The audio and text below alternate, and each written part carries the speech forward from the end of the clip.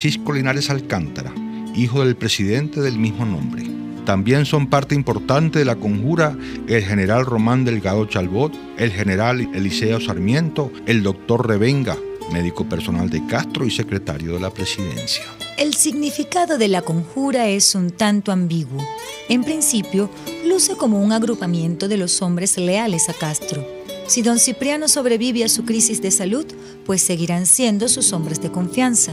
Si Castro fallece, asegurarán la continuidad en el poder de su círculo más cercano e impedirán, como hemos dicho, el ascenso a la presidencia de Gómez, sobre quien abundan los rumores de que está al acecho para dar su zarpazo y cuyas relaciones con el castrismo son cada vez más tensas. Pero al mismo tiempo se agrupan en la conjura hombres que piensan sobre todo en la salida de Castro y el ascenso a la presidencia de Alcántara. En vista de una posible confrontación con un hombre como Gómez, Alcántara tuvo posiblemente que reunir en torno suyo a todo el que quisiera sumársele, aun al precio de que ello introdujera en el ánimo de Castro el germen de la desconfianza hacia quien aparecía como su principal cancerbero. Pero la conjura se diluirá al desaparecer el motivo que le había dado nacimiento. En efecto, Castro sale de su gravedad a principios de 1907, pero sabe que esperaban su muerte y que incluso ya tenían preparado su sucesor, el general Alcántara. Gómez ha sido más discreto. Durante estos meses se ha retirado a Maracay a llevar una vida aparentemente tranquila y a protegerse de las amenazas contra su vida que, se dice, los hombres de la conjura le tienen preparadas. Castro entonces se reconcilia con Gómez. Manda al exterior a Revenga, que paga el costo de un error de diagnóstico sobre la enfermedad de Castro que da lugar a muchas sospechas. A Pancho Alcántara, sin pelearse con él, lo priva de su base de apoyo al mandarlo a la presidencia del lejano estado Bolívar. Estamos a mediados de 1907. Dentro de año y medio, Gómez tomará el poder. Francisco Linares Alcántara estará en su primer gabinete.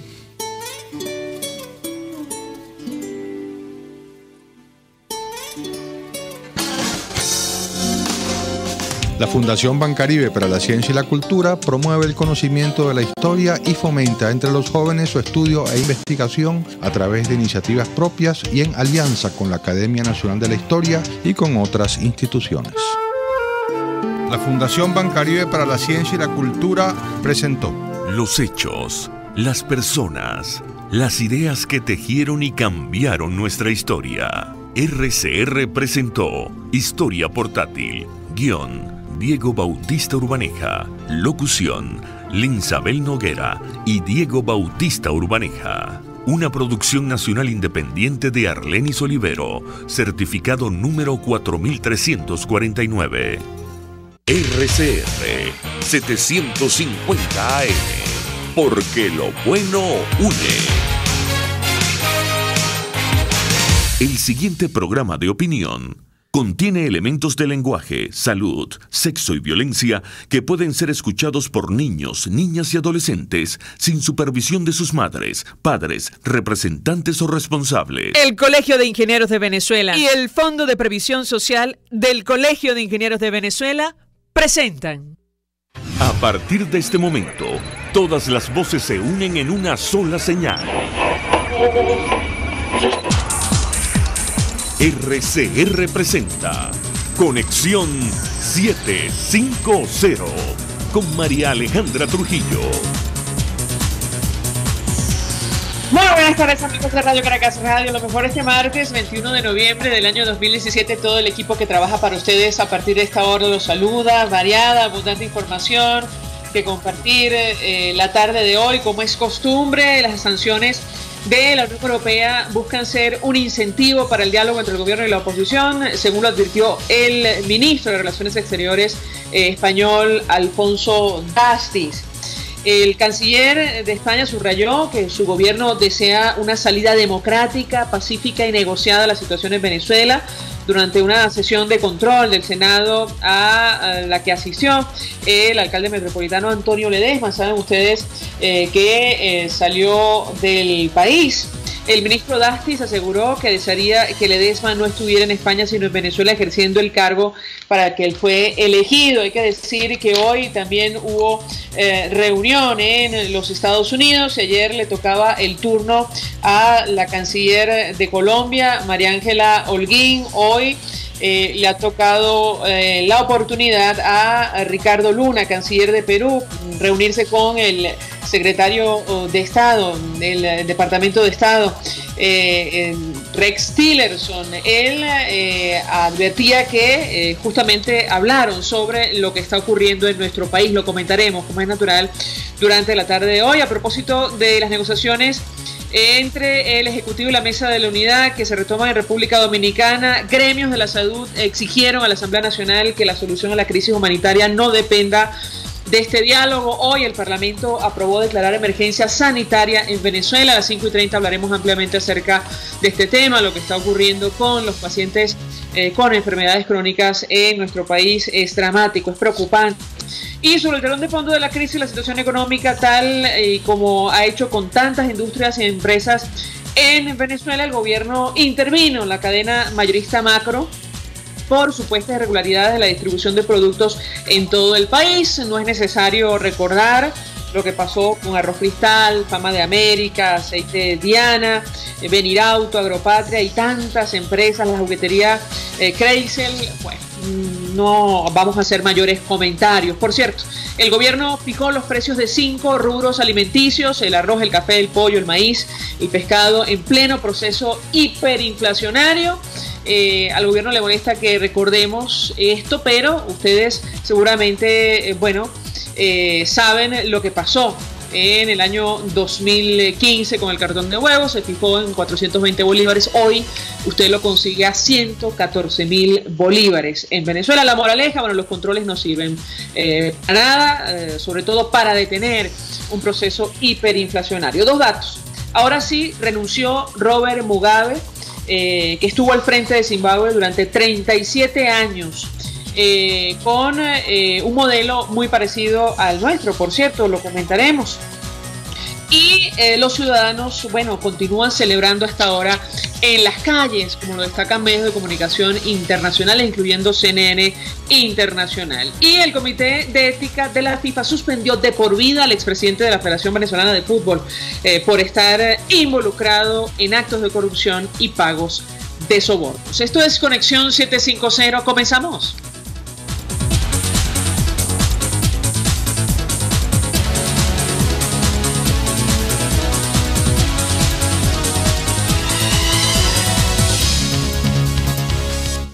¿Qué está pasando en este país?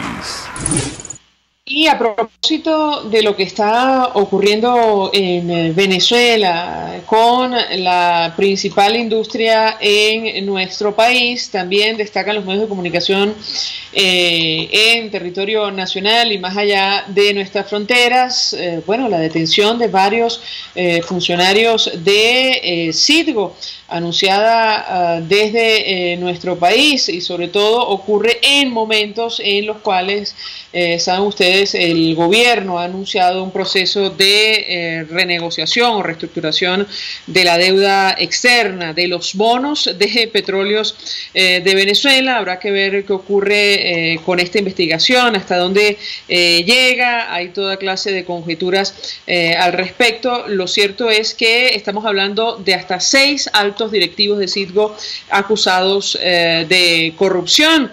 Ahí insistimos, toda una discusión abierta con relación a este tema. Autoridades venezolanas detuvieron este martes en Caracas a 6 altos directivos de la refinadora en Estados Unidos Citgo, incluido al presidente interino José Pereira, a los que acusa de corrupción. Esto lo dijo quien ejerce la fiscalía, saben ustedes, el defensor del pueblo designado por la Asamblea Nacional, al margen de lo que establece nuestra Constitución. Tarek William Saab, dice la nota de Reuters, se explicó en una rueda de prensa que la directiva aprendida firmó en julio un millonario acuerdo para refinanciar la deuda de Citgo en condiciones desfavorables para Venezuela y que comprometía a la firma al colocarla como garantía. Bueno, sin duda alguna esto va a generar toda clase de reacciones en Venezuela y más allá de nuestras fronteras. Me tienen que repetir internamente a quien tenemos justamente a nuestro primer invitado. Con él vamos a conversar de este tema. Diputado Jorge Millán, diputado por Caracas de Primero Justicia, hacía referencia hoy a la situación de PDVSA, me corregirá si me equivoco de su intervención en el Parlamento. Bienvenido, muy buenas tardes. Bienvenido, muchas gracias por la invitación. Un saludo a todos los que nos escuchan. Bueno, sí, ciertamente hoy discutimos sobre la situación de PDVSA, el endeudamiento y además la situación en la cual ha colocado una empresa que es el pulmón económico de la nación, una empresa que hoy apenas produce 1.900.000 barriles diarios, después de estar produciendo 2.880.000 barriles. Hemos reducido nuestra capacidad productiva de manera sistemática.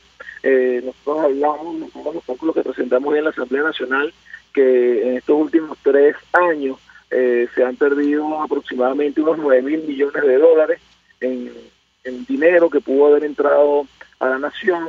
Eso sin contar el tema de la gasolina. Estamos importando en términos de dinero aproximadamente 1.200 millones de dólares al año también, y bueno, en los últimos años se ha gastado en exportación de gasolina aproximadamente 9.000 millones de dólares. Muchos de esos millones de dólares se van en contrabando, como se ha venido denunciando sistemáticamente las mafias de contrabando de gasolina que existen por las fronteras y por el mar hoy en día. Y luego vemos algo que es insólito: las empresas generalmente se endeudan para ser más eficientes, para expandirse, para mejorar su capacidad productiva. En el caso de PDVSA tenemos el nivel de producción más bajo en su historia, y adicionalmente a este nivel más bajo de producción en su historia, tenemos un endeudamiento aproximadamente de 33.000 millones de dólares, dinero que además es deuda contraída del 2007 para acá. O sea, es una deuda nueva y que no se ha materializado en una capacidad de producción petrolera mayor. No hemos visto refinerías que estén activas o que se hayan adecuado para mejorar su capacidad productiva.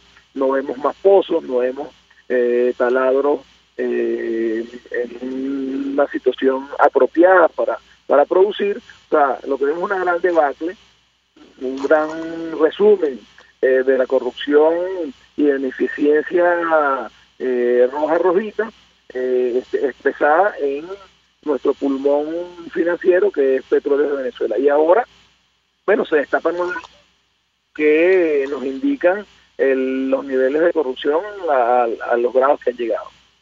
Ahora, diputado, ¿qué atribuye usted o la bancada de la Mesa de la Unidad Democrática que se den a conocer estos escándalos de corrupción? De este tema se viene hablando de hace bastante tiempo. Algunos aseguran que se trata de resillas internas, puertas adentro en el gobierno. Quisiera su interpretación, ¿lo escuchamos? Bueno, hay dos cosas muy claras. Primero, la situación de PDVSA es una situación imputable al gobierno de Nicolás Maduro, el gobierno antes de Hugo Chávez Frías.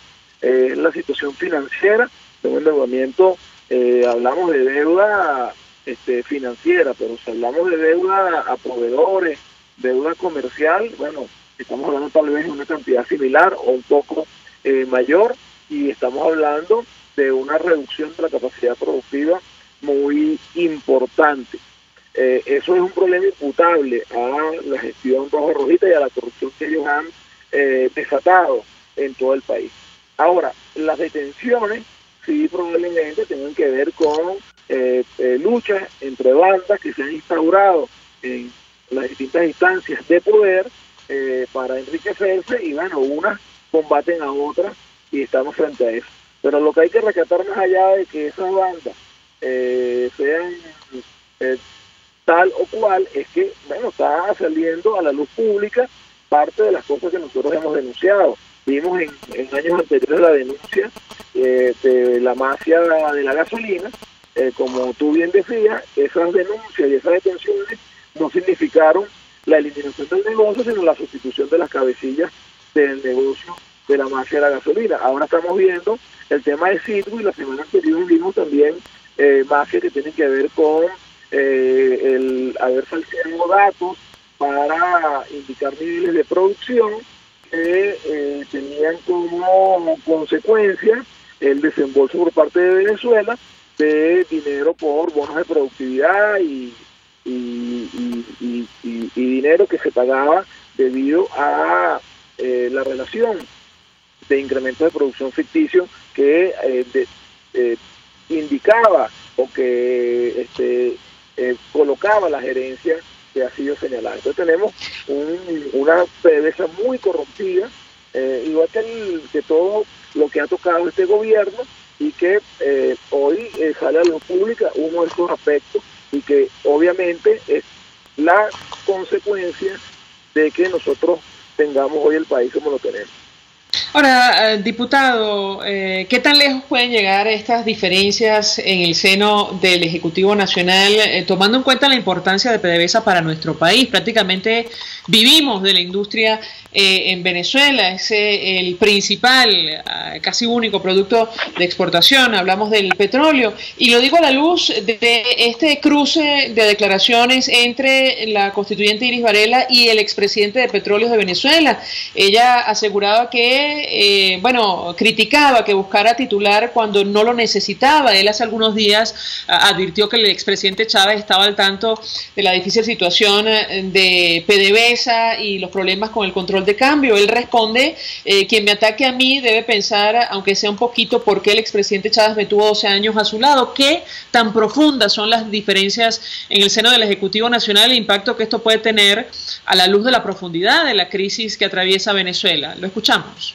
Bueno, yo no te puedo decir cuál será el nivel de diferencia que tengan ellos. Yo lo que te puedo decir es que obviamente que estas diferencias que están aflorando no tienen que ver con los intereses de la nación, todo lo contrario, ni el solventar las diferencias o que se agudicen va a beneficiar al país. Estas son luchas por el botín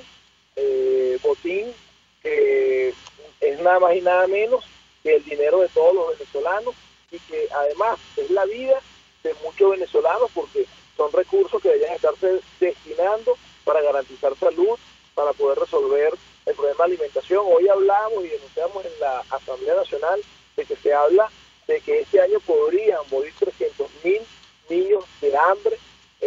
Hoy también debatimos el problema de enfermedades como la malaria, como la difteria. Son enfermedades que habían sido erradicadas y que están causando muertes en estos momentos a nuestra población, y que no deberían existir.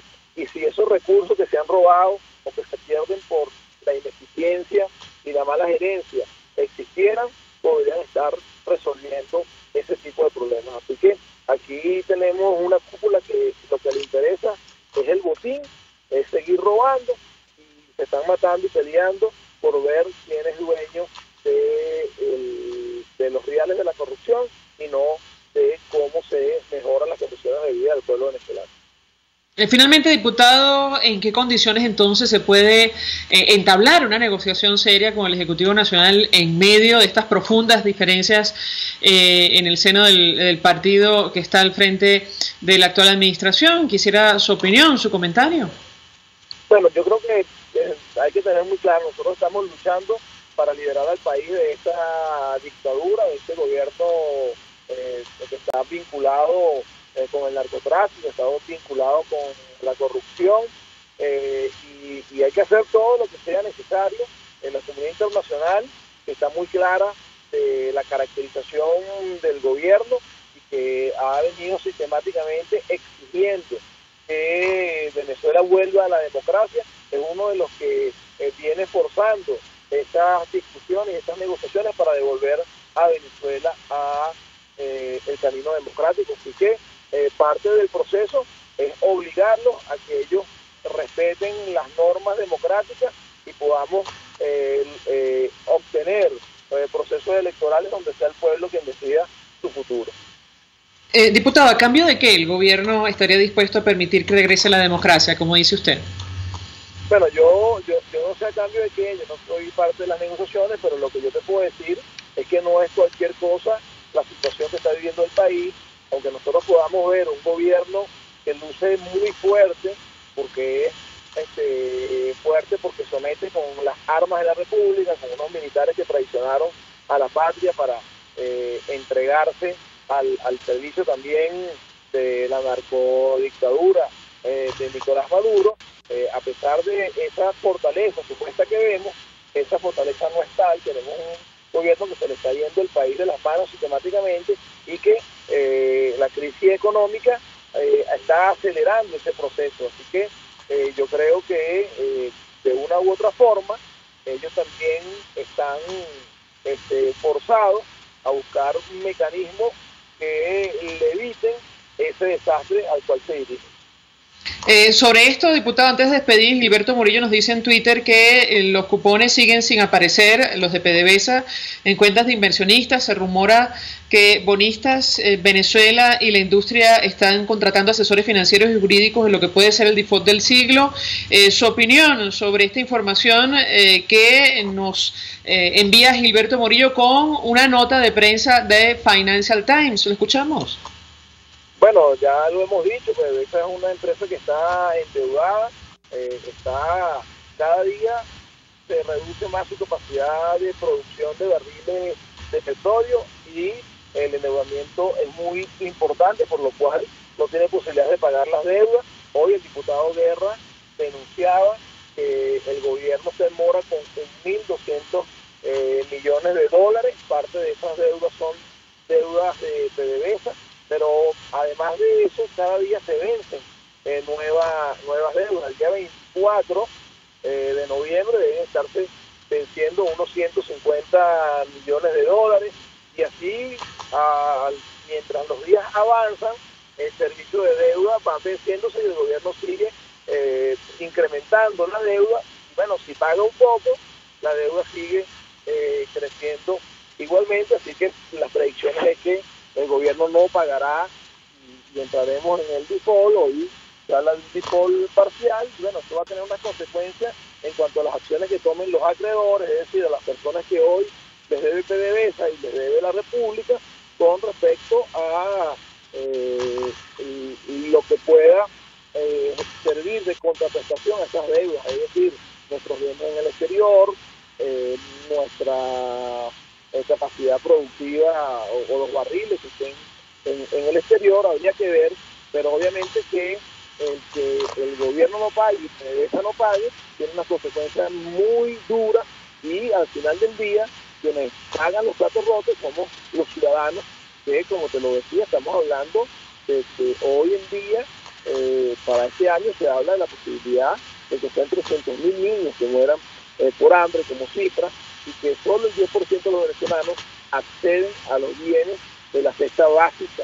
Es decir, tenemos un 90% de los venezolanos que no tienen acceso a todos los bienes de la cesta básica. Gracias, diputado Jorge Millán, por atendernos, acompañarnos estos minutos. Diputado por Caracas, dirigente de Primero Justicia, expresando opinión acerca de lo que está ocurriendo con la principal industria en nuestro país. Esta nota de Financial Times que nos envía Gilberto Murillo a través del Twitter, habla acerca de la reestructuración de esta deuda que tiene Venezuela, una batalla que está abierta sobre nuestro país. Efectivamente existen dudas en el mercado, otra vez incertidumbre sobre si se ha pagado o no y de qué manera. A esta hora hacemos una pausa, al regreso más.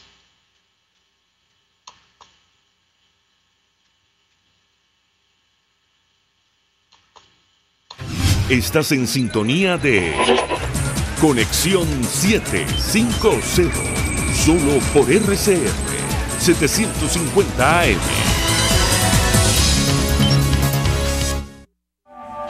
Mensaje del ingeniero Enzo Betancourt, presidente del Colegio de Ingenieros de Venezuela. Estimados colegas ingenieros, arquitectos y profesionales afines, la actual situación económica del país nos ha llevado a la revisión y aprobación de nuestro tabulador de sueldos y salarios cada 3 meses, a fin de garantizar tu poder adquisitivo. Y al estar solvente podrás disfrutar de los múltiples beneficios que te ofrece tu CIB. Para mayor información visita nuestro portal www.cib.net.be. Colegio de Ingenieros de Venezuela, construyendo futuro.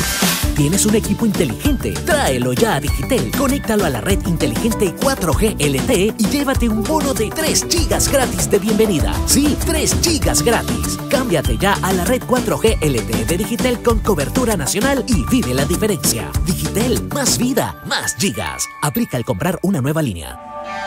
Mensaje del ingeniero Kenneth Navarro, presidente del FONPRES CIB. Apreciado colega ingeniero, arquitecto o profesional afín, el Fondo de Previsión Social del Colegio de Ingenieros de Venezuela, FONPRES CIB, dio inicio al sistema de previsión social del año 2017. El mismo contiene el plan de hospitalización, cirugía y maternidad, el plan de asistencia primaria de salud y el plan de beneficios derivados de la solvencia. Con estas opciones tendrás a tu alcance la alternativa que necesites para atender tus requerimientos de salud. Para mayor información visita cib.net.be. Colegio de Ingenieros de Venezuela, construyendo futuro.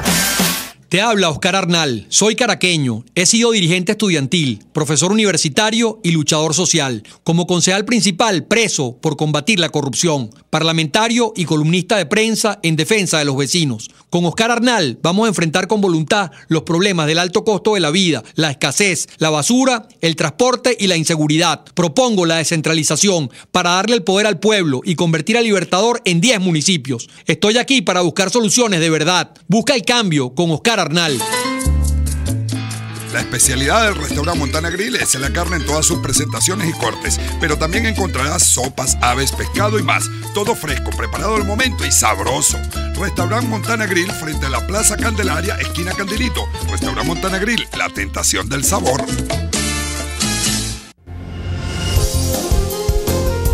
RCR 750 AM, porque lo bueno une.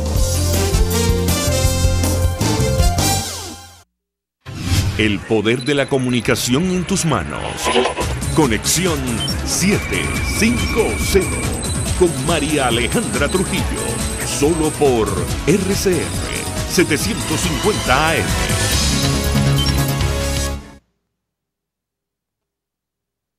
Continuamos, amigos, en Conexión 750 y en uno de los mayores escándalos de corrupción en el deporte internacional, salpica una vez más a Venezuela. Hoy la FIFA suspendió de forma de por vida a Rafael Esquivel, expresidente de la Federación Venezolana de Fútbol de nuestro país. El exdirigente venezolano se declaró culpable de extorsión y fraude en noviembre de 2016. Para conversar acerca de este tema, saludamos en la línea telefónica a nuestro siguiente invitado, Giovanni Pulgarín, periodista, escribe entre otros portales en elestimulo.com. Gracias por atendernos. Muy buenas tardes. Hola, un placer hablar con ustedes y con toda la gente que los escucha hasta ahora. Pues mucho interés, Giovanni, de escuchar tu reacción, tu opinión acerca de esta decisión de la FIFA y este escándalo, ¿hasta dónde puede llegar? Te preguntaría, ¿te escuchamos? Bueno, se ratifica lo que ya habíamos hablado también aquí y que hemos escrito en algunas columnas en El Estímulo. No había otra opción para Rafael Esquivel que aceptar la culpabilidad. Recordemos que a él se le inculpa de cobrar $2 millones por derechos de transmisión de Copa América, la que se realizó en Venezuela, y sobre todo por facilitar, digamos, las negociaciones como figura. Él fue vicepresidente de la Conmebol, y luego las diferentes investigaciones y denuncias que han hecho otros de los detenidos lo han apuntado directamente. Entonces se certifica que no solamente se benefició de manera personal, sino que queda establecido éticamente que no tiene ninguna autoridad moral para poder regresar al mundo del fútbol. Ahora, Giovanni, en otros países seguramente ha seguido este escándalo, termina salpicando incluso a las autoridades, a otros funcionarios en esas naciones. En el caso concreto de Venezuela, Rafael Esquivel es el único responsable de los delitos que se le imputan. Quisiera tu opinión, además, ¿qué información manejas al respecto? ¿Te escuchamos? Hasta ahora, sí, solamente ha sido inculpado él. Y de hecho, son muy pocos los, digamos, dentro de las federaciones que han caído 2 o 3 personas por la misma federación. En el caso de la Federación Venezolana de Fútbol, sí es cierto que Rafael Esquivel manejaba de una manera muy personal todo el tema de las finanzas. Cuesta creer que en un sistema tan intringlado como el que existe en el mundo del fútbol, en Venezuela solamente sea él. Pero las pruebas, o al menos así es lo que parece ser hasta el momento, indican que solamente él firmó, estuvo presente al momento de realizarse las coimas. Aparentemente, recordemos que Laureano González, que es el actual vicepresidente, el actual presidente de la federación, fue vicepresidente cuando Rafael Esquivel, y todo apunta a que no estuvo en las negociaciones. Si tenía conocimiento de lo que estaba sucediendo o no, él ha dicho en diferentes momentos que no. Ahora, te lo pregunto, Giovanni, porque en el caso de Argentina, especialmente dramático, allí se suicidó uno de los supuestos implicados en esta trama de corrupción. De hecho, este señor Jorge Delón se quitó la vida después de que otro implicado en el escándalo lo declarase culpable del pago de sobornos. Este señor era un abogado contratado por la jefatura del gabinete kirchnerista. En fin, es toda una trama de corrupción en el caso concreto de Argentina, por lo que tú comentas, eso no ocurre en el caso venezolano, ¿correcto? No ocurre porque, a ver, son dos negocios completamente diferentes. El fútbol argentino mueve millones luego de las transmisiones de su campeonato, que es rentable o digamos muy seguido y tiene una importancia a nivel nacional e internacional muy fuerte. En el caso de la Liga Venezolana no es así. De hecho, Rafael Esquivel fue muy inteligente de conseguir permear la estructura de la Conmebol para tener un cargo importante, a pesar de que la liga local era deficitaria. Solamente hace poco, de 1 o 2 años, la Liga Venezolana ha tenido un mayor respaldo de transmisión, sobre todo en canales del Estado. Pero actualmente esto no es una liga que mueva tanto dinero como sí movió la Argentina, y precisamente hay otro condimento que tú estás diciendo que es muy importante: la conexión con la política. A través de los equipos de fuerza de cada una de las oncenas que hace vida en Argentina, se manejan protectorados económicos y políticos. En Venezuela eso no sucede, sigue siendo una actividad netamente deportiva, ¿no? Y por eso tal vez haya diferencias entre un caso y otro. Bien. Giovanni Pulgarín, gracias por atendernos, acompañarnos como siempre, bueno, expresando opinión y explicando este caso terrible de corrupción, uno de los más graves en el deporte internacional, que salpican a Venezuela. La FIFA, de hecho, suspendió de por vida a Rafael Esquivel. Este dirigente venezolano se declaró culpable de extorsión y fraude en noviembre de 2016. Hasta ahora hacemos una nueva pausa, vamos a publicidad. Estás en sintonía de Conexión 750, solo por RCR 750 AM.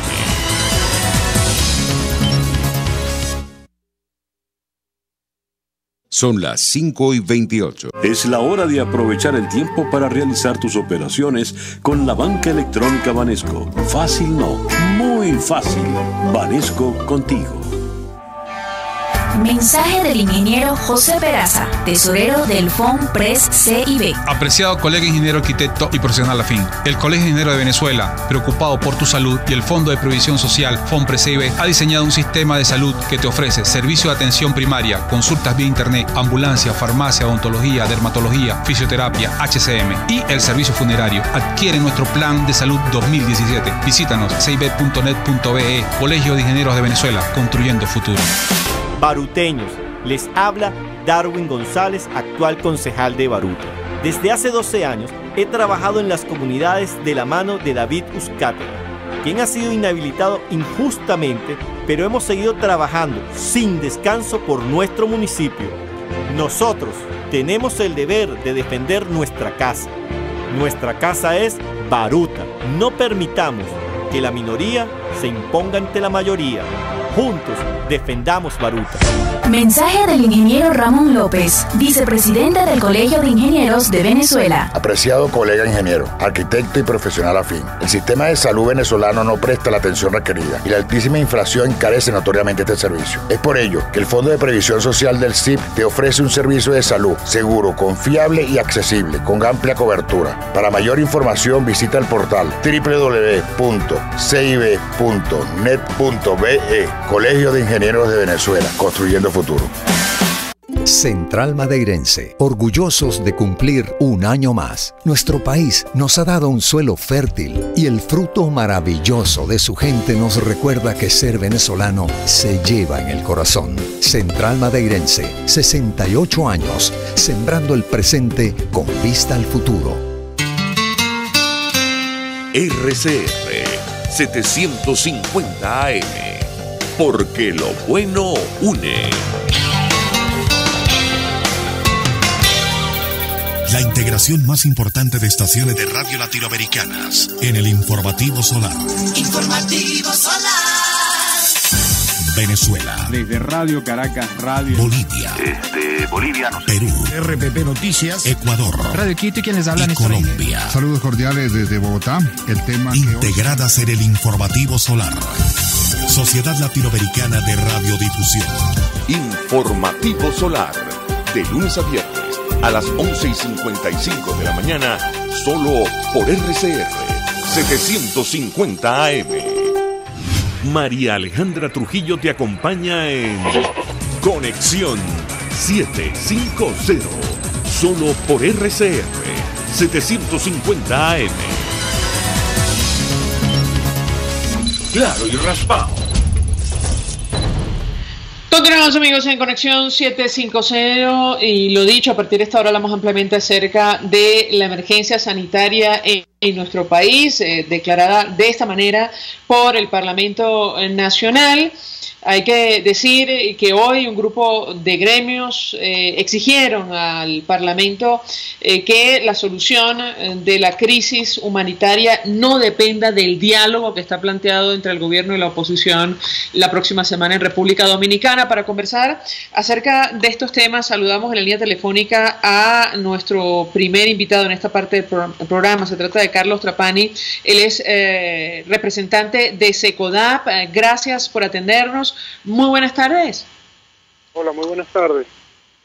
Pues la verdad, mucho interés de conocer la opinión de nuestro invitado acerca del tema que nos ocupa. Yo iniciaría conversación a partir de esta decisión de la Sala de Casación Social del Tribunal Supremo de Justicia, que niega una vez más un recurso interpuesto por ustedes de revisión por la medida humanitaria que pidió SECODAP. De alguna manera niegan la profundidad de esta crisis. ¿Lo escuchamos? Fue una sentencia de la Sala Constitucional, un recurso de revisión que intentó SECODAP y a favor de medidas preventivas anticipadas que garantizaran el acceso a medicamentos esenciales a los niños, ¿no? Es la parte final de un largo proceso judicial que se inició en el mes de enero del año 2016 y una sentencia que lamentablemente se declara inadmisible e impide cualquier tipo de protección a los niños que hoy están sufriendo la carencia de medicamentos. Ahora, yo le pregunto a Carlos Trapani cuáles son los argumentos del Tribunal Supremo de Justicia para negar la realidad de lo que está ocurriendo en nuestro país. Hay varios elementos que son clave. Primero, un retraso de 9 meses. O sea, el tribunal tuvo que esperar 9 meses para declarar inadmisible un recurso, ¿no? Un expediente que ellos tenían desde el 27 de enero de este año.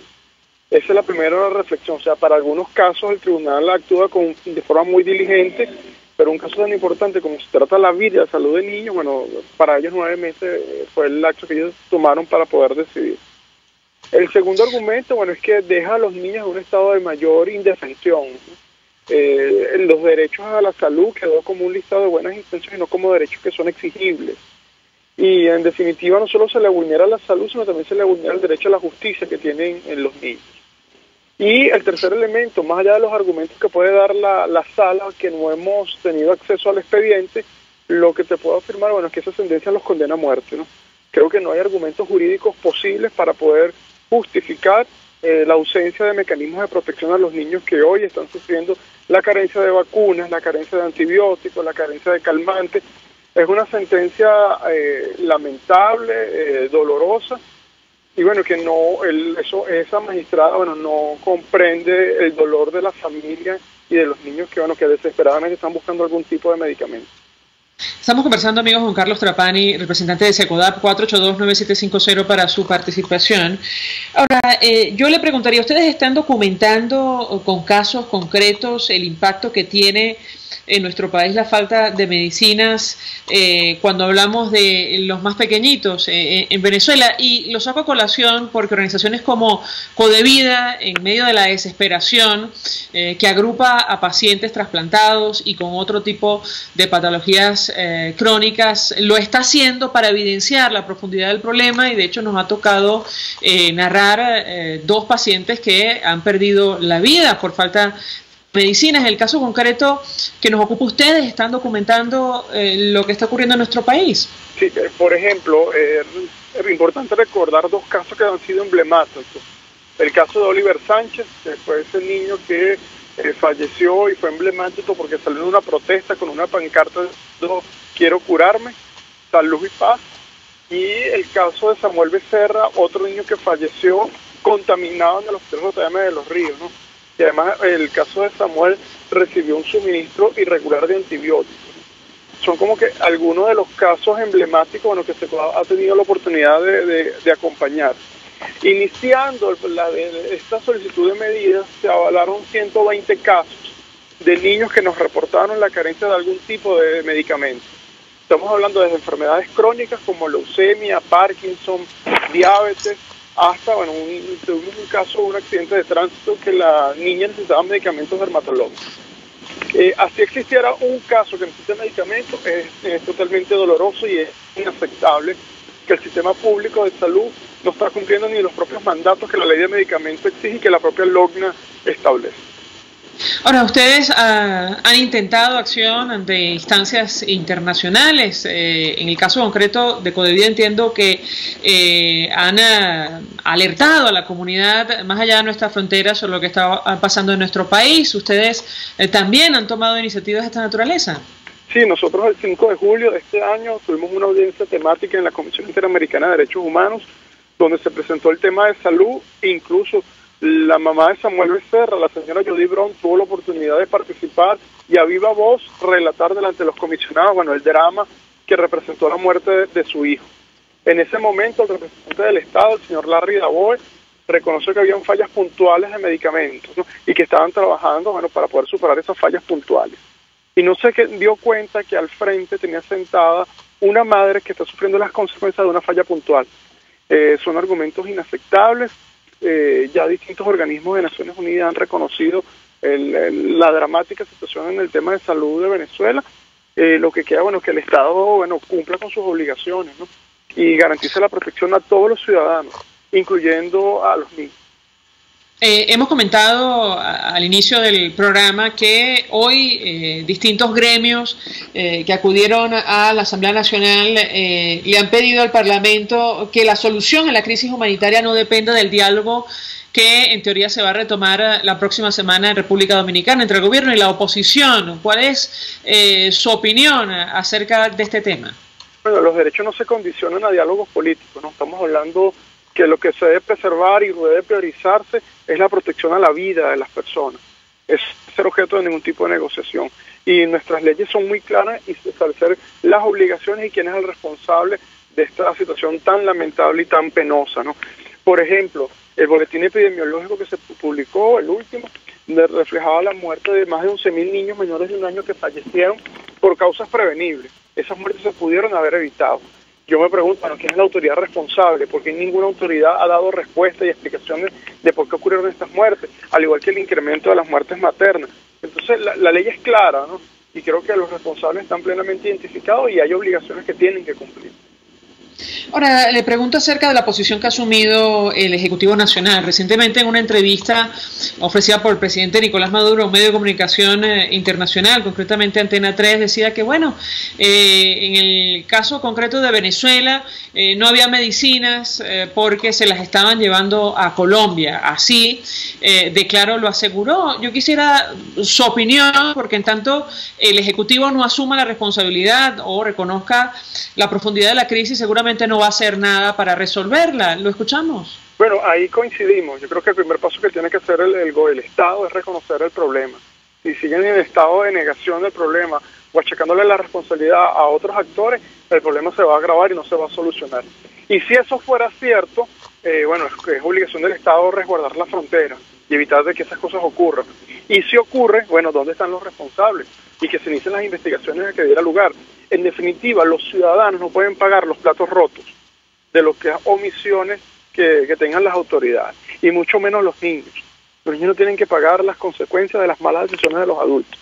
Entonces, el llamado a asumir este tema con seriedad, con prontitud, y bueno, porque estamos hablando de la vida de las personas que están en riesgo, que están en juego, y que ninguno de nosotros está exento de que viva una situación así, ¿no? Tenemos oyentes que se comunican a través del 482-9750. Conversamos con Carlos Trapani de Secodab. Carmen Vargas nos llama desde el Cafetal. Muy buenas tardes. Buenas tardes, María Alejandra. Mira, algo similar a lo que me pasó hoy. Tengo paramagnético, unos medicamentos buscándolos, y aunque tengo dinero en mi banco, Banesco, recorrí varias farmacias y los había, pero no me pasó el punto porque dicen que Banesco no se puede. Entonces, ¿cómo hace uno? Va y le dan 10.000 bolívares a uno por taquilla y después va a comprar uno con la tarjeta y tampoco puede. ¿Cómo es eso? ¿Cómo es posible que teniendo dinero en el banco no puedo comprar medicamento para el niño porque no pasa el punto de Banesco? Gracias, señora Carmen. Bueno, forma parte, yo le diría, de la crisis sistémica que afecta a nuestro país, la escasez del efectivo, el tema de la hiperinflación, la inacción del gobierno nacional. Pero bueno, le doy la palabra a Carlos Trapani, no sé si quiere hacer algún comentario al respecto. Bueno, es un maltrato permanente, ¿no? Son detención permanente que vivimos todos nosotros, ¿no?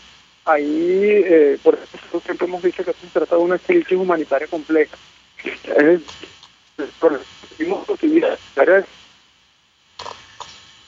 Si tenemos allí problemas con el sonido, ya me dirán internamente si se escucha bien el aire. Yo no puedo escuchar a nuestro invitado Carlos Trapani de Secodab. Si se cayó la llamada, vamos a aprovechar para hacer una pausa, para ir a publicidad. Al regreso seguimos conversando acerca de la crisis humanitaria en nuestro país. Insistir, varios gremios pedían hoy a la Asamblea que la solución de lo que está ocurriendo no dependa del diálogo que se va a retomar entre el gobierno y la oposición en República Dominicana. Vamos a la pausa, al regreso más. Escuchamos Conexión 750, solo por RCR 750 AM. Mensaje del ingeniero Enzo Betancourt, presidente del Colegio de Ingenieros de Venezuela. Estimados colegas ingenieros, arquitectos y profesionales afines, la actual situación económica del país nos ha llevado a la revisión y aprobación de nuestro tabulador de sueldos y salarios cada 3 meses, a fin de garantizar tu poder adquisitivo. Y al estar solvente podrás disfrutar de los múltiples beneficios que te ofrece tu CIB. Para mayor información visita nuestro portal www.cib.net.be. Colegio de Ingenieros de Venezuela, construyendo futuro. Cada recarga Digitel se convierte en sonrisas para los jóvenes de Fe y Alegría. Con tu aporte y el de Digitel, seguimos unidos todos en un solo corazón. Por cada recarga electrónica, colaboras con el 1% del monto para Fe y Alegría y Digitel también. Además, participas en el sorteo de 8 tarjetas de consumo por 5 millones de bolívares cada una. Con tu recarga, seguimos unidos todos en un solo corazón. Digitel. Promoción autorizada por SUNDE del 1/11/2017 al 30/11/2017. Sorteo el 22/12/2017.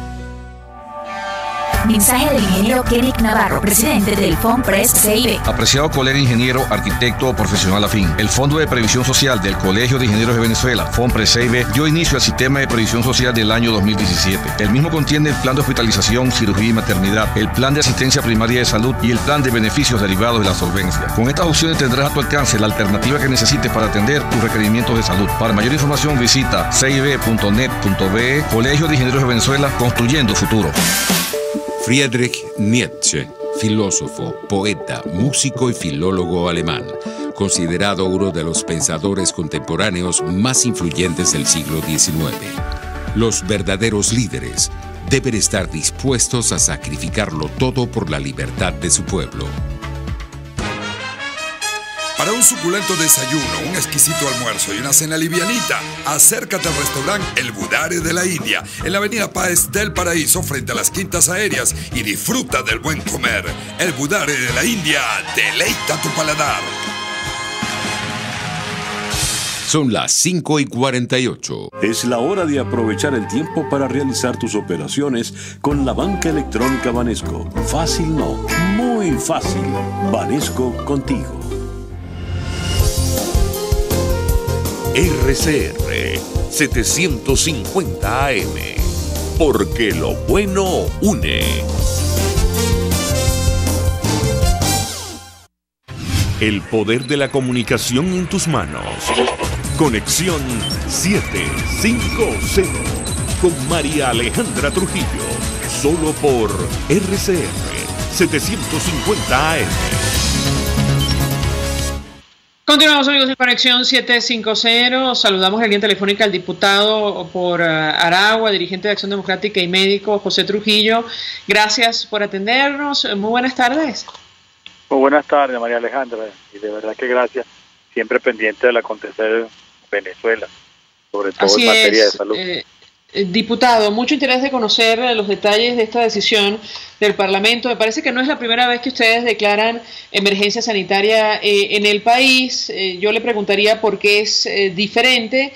Y en segundo lugar, su comentario ante la exigencia de varios gremios de dejar fuera del diálogo, esto de la crisis humanitaria, o al menos que no dependa de ello. ¿Lo escuchamos?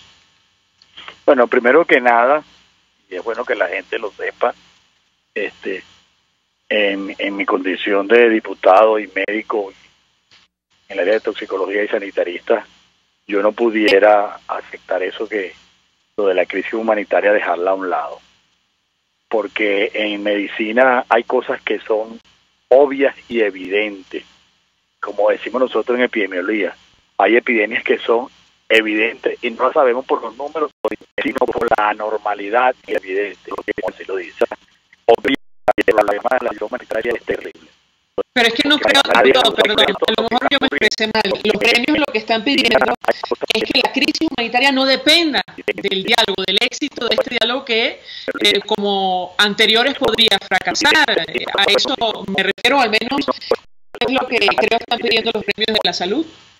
Mira, y el problema es que tengo que decir que yo no puedo abandonar el escenario de la crisis humanitaria, porque una cosa que es cierta, está ahí en la puerta, la falta de medicina, la falta de comida. O sea, intentar olvidar eso, que no se meta en el escenario político, es que es más, yo soy de los que creo, porque ese es el único punto que no es político, ese es el único punto que es común para toda la población, ese punto que es que no dice a nadie.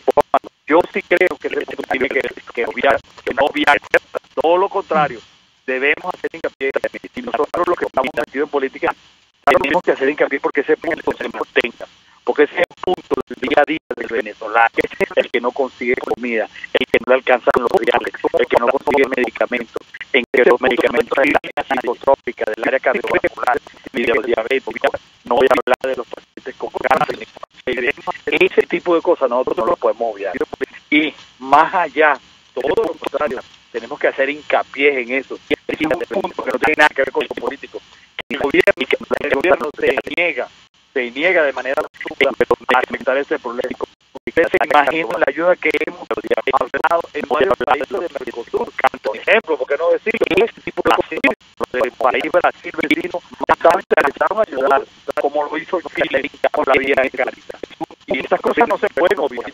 Yo digo lo contrario, yo digo que los políticos tienen que hablar más de la crisis humanitaria que de los problemas políticos que tenemos, sin menospreciar a los presos políticos y al proceso de elecciones y reconocimiento de la Asamblea, que son los otros 3 puntos.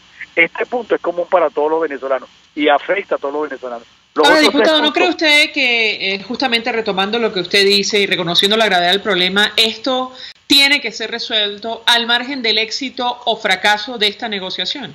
Ahí estoy totalmente de acuerdo. En eso sí estoy totalmente de acuerdo. Al margen de la discusión de lo electoral, de la Asamblea Nacional, de reconocer o no la Asamblea Nacional y de soltar o no los presos políticos, los exiliados, yo sí creo que este punto debe, al margen de todo ello, actuarse en condición, porque esto es de suma urgencia lo que está ocurriendo. Pero más allá de eso, hoy, en la mañana de hoy, se trata solamente el problema, aunque al gobierno no le gusta que hablen de crisis humanitaria, ni nada por el estilo. Pero señores, la gente en el estado Bolívar se está tirado al piso en los ambulatorios exigiendo que le entreguen el tratamiento para la malaria. No hay ninguna justificación. Los índices tan altos de muerte que están ocurriendo, ya más de 300 muertes por malaria, eso no tiene sentido. Con vulgar tratamiento, y si no tienen los recursos económicos, yo invito al gobierno a que recurra al fondo rotatorio que por años Venezuela pagó para que cuando tuvieran momentos difíciles, la Organización Mundial de la Salud le otorgara eso y se lo donara, y si no que lo pida como una donación a los países del Mercosur, que estoy seguro que están interesados. María Alejandra, para que tengas idea, todas las Américas, desde Canadá hasta la Patagonia en Chile, esperaba para este año aproximadamente 256.000 casos de malaria. Es el caso que nos acontece que a este momento en Venezuela, nada más en Venezuela, 240.000 casos de malaria. Es una cosa grosera, y ya la malaria está saliendo autóctona en muchas ciudades, como en el estado Zulia, tenemos Amazonas, Apure, Bolívar, que es el principal foco y fue el punto de discusión hoy. Lo de Bolívar es dantesco. ¿Y qué es lo más grave?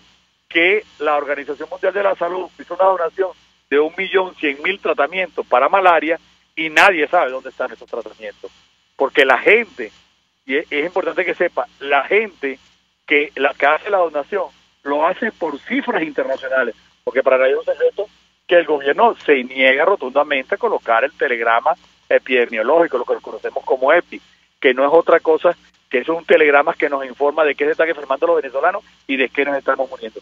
Se niega a informarles. La última que lo reportó fue la doctora Caporales, la cual fue destituida inmediatamente porque sacó el boletín epidemiológico.